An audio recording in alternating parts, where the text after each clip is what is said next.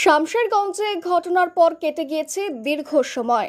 থমথমে গোটা এলাকা। অঘোষিত বন্ধের চেহারা নিয়েছে শামশেরগঞ্জ। মিলছে না খাবার। ইতিমধ্যে শামশেরগঞ্জ ও সুতিতে মোতায়েন করা হচ্ছে কেন্দ্রীয় বাহিনী। আর বিএসএফ পৌঁছালেও মিলছিল না কোনো খাবার। অবশেষে বিএসএফকে খাবার দিতে এগিয়ে এলো কালী মন্দির কমিটি।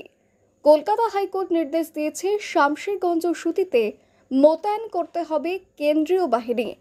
ফলে কেন্দ্রীয় বাহিনী রুট মার্চ করছে সোমবার দিনভর।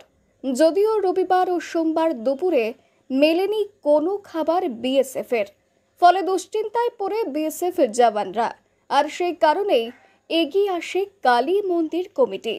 সোমবার দুপুরে বিএসএফ জওয়ানদের জন্য খিচুড়ির ব্যবস্থা গ্রহণ করা হয়। এখানে আমাদের খাওয়া দাওয়ার চলে 1 টাকাতে ভোগ। এই ঝামেলার জন্য আর একটু খাবার দাবার বাড়াতে হচ্ছে। মিলিটারি আছে, খাবার কিন্তু কোথাও পাচ্ছে না তো, খাবার বন্ধ, হোটেল বন্ধ। এই জন্য এটা কি আশ্রম, এটা কি কালী মন্দির থানা, কালী মন্দির শামশেরগঞ্জ থানা। কালী মন্দির কমিটির সদস্যরা জানাচ্ছেন, বিএসএফ আমাদেরকে রক্ষা করার জন্য এগিয়ে এসেছে। ফলে তাদের পাশে থাকার কর্তব্য আমাদের। মুর্শিদাবাদ জেলা সম্প্রীতির জেলা। আমরা জানতে পারি বিএসএফ জওয়ানরা কোনো খাবার পায়নি, তাই কালী মন্দির কমিটির পক্ষ থেকে এই খাবারের ব্যবস্থা গ্রহণ করা হয়েছে। ওয়াকফ বিলের প্রতিবাদে উত্তপ্ত জঙ্গিপুর মহকুমার বিভিন্ন জায়গা। মুর্শিদাবাদ জেলার সুতি থেকে শামশেরগঞ্জ দফায় দফায় উত্তপ্ত হচ্ছে।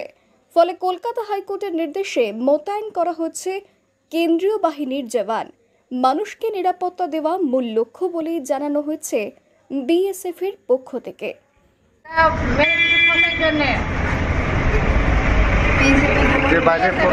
খাবার পাচ্ছে না কোনো জায়গাতে, সেই জন্য চূর্ণ সিং এটা বলেছে এখানে রান্নার ব্যবস্থা করতে বলেছে।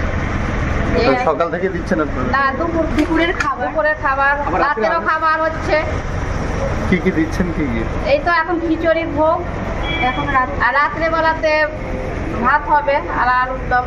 তো খেলো ফোর্স? হ্যাঁ, অনেক খাওয়া হয়েছে। মুর্শিদাবাদ থেকে কৌশিক অধিকারীর রিপোর্ট, লোকাল 18 বাংলা।